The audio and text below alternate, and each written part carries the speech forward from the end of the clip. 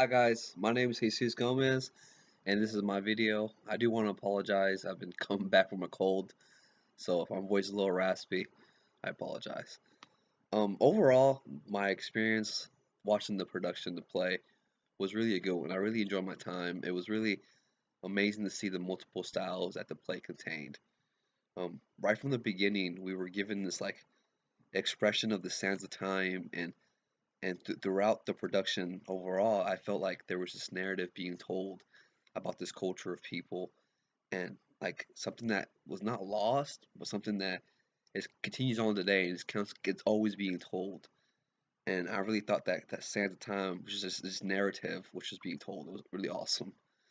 Um, Another element I really liked about the production that made it enjoyable for me was the kung fu fighting and the dances that it contained. It was really fun to see that all the different elements playing and just and you can't beat sword fighting. It's awesome. What impressed me the most overall of what made it entertaining for me, there was this section of the play where there was these two tree like figures and they came off the tree and started dancing, having like this romantic ballet sort of speak, and it was really nice to see this narrative of how this about this connection with nature and connection to like people, but more importantly, it gave life to nature itself. And I thought it made it really nice. Like it just overall the play it contained the action of the kung fu fighting and the acrobats, but I felt like there was this nice narrative that was being told. But yeah, so going on to my second prompt here, what I learned about performances and traditions. Overall, everything I've been reading, a lot of it was really hard to tie hand to hand because a lot of it was real traditional, especially what I was reading about. But a couple things that stood out to me, the costumes I was reading about, um, talks about how like the colors indicate status, and certain types of stuff that's on people, it indicates like the rulers, kings, warlords, and it was really nice to see. But I really liked how they used the colors to indicate different identities of people.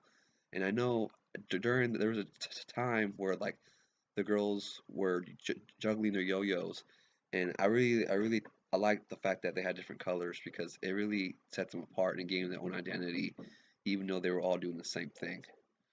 Um, yeah, and one of the things that really stood out to me as I was reading the chapter talked about like the level of training and intensive work these acrobats and kung fu fighters must have. Now, a lot of the guys in the play look really young, maybe, late teens, early 20s, and so on. So I'm sure they didn't have like the crazy intense history training that they had back in 1930.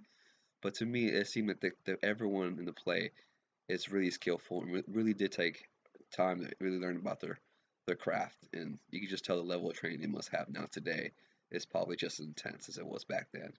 So it was really cool to read about it and be able to connect those ideas. Um, yeah, and then one another adaptation of the reading that I thought was really cool was the new drama mask.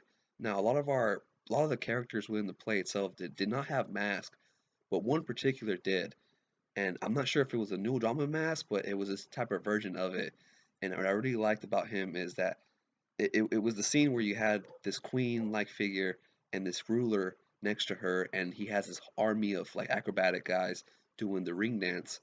But it was really cool to see his armor on, the mask he had on, because as the reading displays, it really does have this like it really does have this overall king status, godlike figure, and just a mask does a great deal. And I really like the relating between the reading and the video itself. Um, yeah, so that was really good about that.